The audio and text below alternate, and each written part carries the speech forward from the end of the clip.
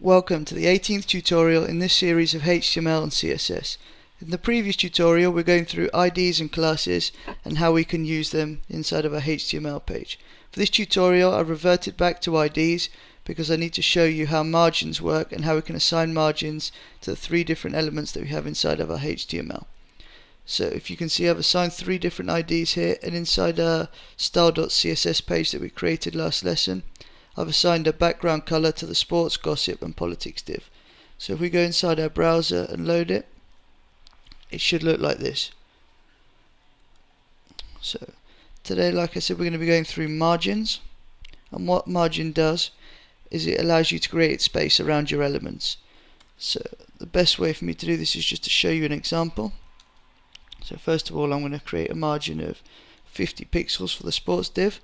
So if we come back in here towards the top, as you can see, it's assigned 50 pixels to the top, right over here, left and the bottom of the div. So there's more than one way that you can assign this. You can go margin top, for example, save that, come back here, and then it only assigns it 50 pixels to the top.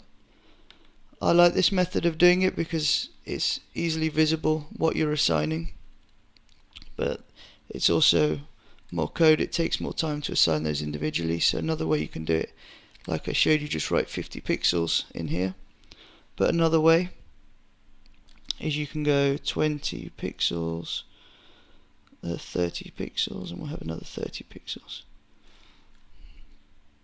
And what this does, it assigns 50 pixels to the top, 20 pixels to the right, 30 pixels to the left, and 30 pixels to the bottom. And that's another way of assigning margins. If we save this, come in here, and there you can see it's assigned all the different pixels to all the different sides. And we'll do the same over here for the gossip column.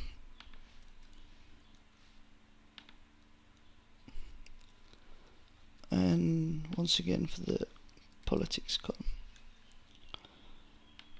Save that. And there we go, we've got margins all around the sports, gossip and politics. So just to refresh, the margin is used for creating spacing around your elements, and it can be assigned in various ways. It should be noted also that if you didn't want to use pixels, you can also use centimeters and a few other measurements, but I won't be getting into those. You can research them if you like, but for today I just wanted to show you what a margin is, how it works, and how you can assign them using pixels. Stay tuned for the next tutorial, and I think we'll be going over borders and how those work in CSS. Thanks for joining, see you soon, goodbye.